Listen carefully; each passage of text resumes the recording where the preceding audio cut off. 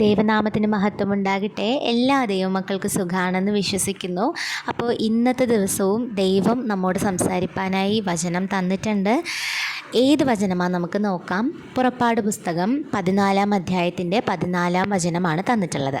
പുറപ്പാട് പുസ്തകം 14-ാം അധ്യായത്തിൻ്റെ 14-ാം വചനം: കർത്താവ് നിങ്ങൾക്ക് വേണ്ടി യുദ്ധം ചെയ്യും, നിങ്ങൾ ശാന്തരായിരിപ്പിൻ.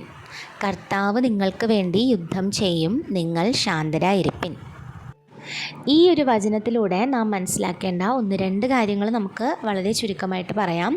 ഏറ്റവും ഒന്നാമത്തെ കാര്യം, നമുക്ക് ഈ ലോകത്തിൽ നമ്മൾ ജീവിക്കുന്നത് വളരെ കുറച്ച് കാലമാണ്. അപ്പം ഈ ലോകത്ത് നമ്മൾ ജീവിക്കുന്ന സമയം നമുക്കെതിരായിട്ട് എന്തൊക്കെയോ കാര്യങ്ങൾ നടക്കും. ലൗകികപരമായിട്ടുള്ള കാര്യങ്ങൾ ഒരുപാട് നടക്കും.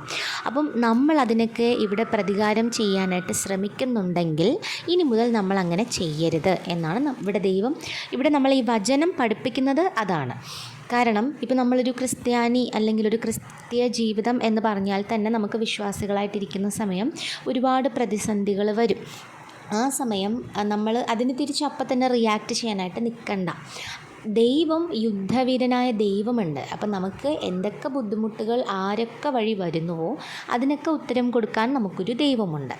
ഓക്കെ. പിന്നെ രണ്ടാമത്തെ കാര്യം, നമ്മുടെ പേഴ്സണൽ ജീവിതത്തിൽ, അതായത് നമ്മുടെ കുടുംബ ജീവിതത്തിലോ നമ്മുടെ ഓഫീസ്, നമ്മുടെ സ്കൂൾ അല്ലെങ്കിൽ നമ്മുടെ കോളേജ്, നമ്മൾ പഠിക്കുന്ന സ്ഥലങ്ങളിലോ എവിടെയും നമുക്ക് എതിരായിട്ട് എന്തെങ്കിലും അന്യായമായിട്ടുള്ള കാര്യങ്ങൾ ഇങ്ങോട്ട് നടക്കുന്നുണ്ടെങ്കിൽ അതിനുള്ള പ്രതികാരം നമ്മൾ ആ മനുഷ്യരോട് വീട്ടാനായിട്ട് നിൽക്കണ്ട.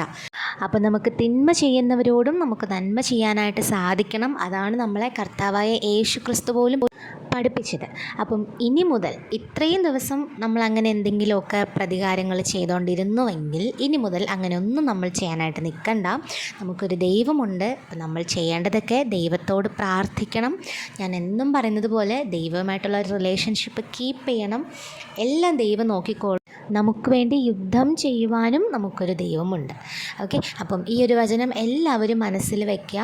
നമ്മൾ എവിടെ പോയാലും ഈ ഒരു വചനം നമുക്ക് വളരെ ഇമ്പോർട്ടൻ്റ് ആണ്, മറക്കണം.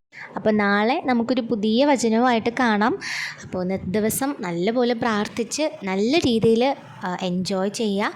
ഓക്കെ. അപ്പോൾ ദൈവത്തിന് നന്ദി.